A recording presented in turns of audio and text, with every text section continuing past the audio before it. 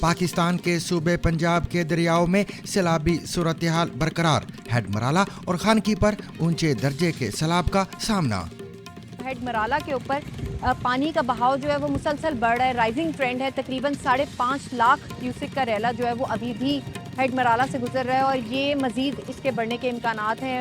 India کی جانب سے باقاعدہ طور پہ فلڈ وارننگ جو ہے، انفارمیشن جو ہے وہ بھی شیئر کی گئی ہے۔ امریکی صدر کا کہنا ہے کہ امید ہے چین اپنی آزادی کے جشن میں امریکی حمایت اور قربانیوں کو بھی یاد رکھے گا۔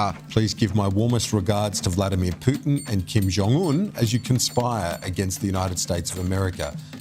President Donald J. Trump. متحدہ عرب امارات کی اسرائیل کو وارننگ، کہا مغربی کنارے کو ضم کرنے سے تعلقات کو نقصان پہنچے گا۔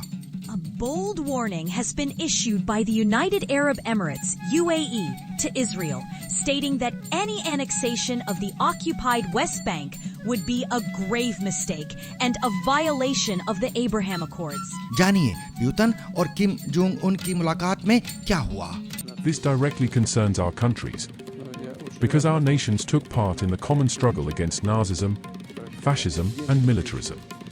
I am very pleased to have the opportunity, on the sidelines of today's events, to hold a separate meeting with you. Modi کی واپسی کے بعد شہباز شریف اور پیوتن کی ملاقات، بھارت میں تشویش کیوں؟ وینزویلا کے صدر مادورو نے شی جن پنگ کا دیا ہوا فون دکھا کر یہ کیوں کہا کہ امریکی اسے ہیک نہیں کر سکتے؟ Xi Jinping, esto me lo regaló Xi Jinping. Look, Xi Jinping gave me this. Un Huawei, A Huawei, the best phone in the world, the Huawei, and the Americans can't hack it. el mejor teléfono del mundo. Neither their spy planes nor their satellites. چین میں 6 سال بعد ہونے والی شاندار military parade میں کس کس سربراہان مملکت نے شرکت کی؟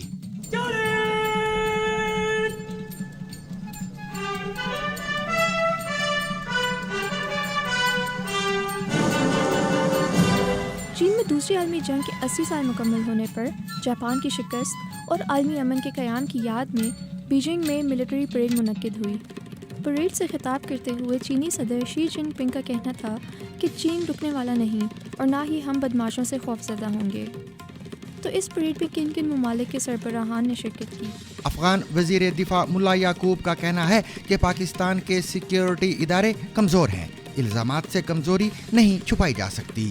میرے خیال میں یہ ان کے سیکیورٹی اداروں کی کمزوری کو ظاہر کرتا ہے اور اس چیز کو چھپانے کے لیے وہ افغانستان پر الزام لگاتے ہیں۔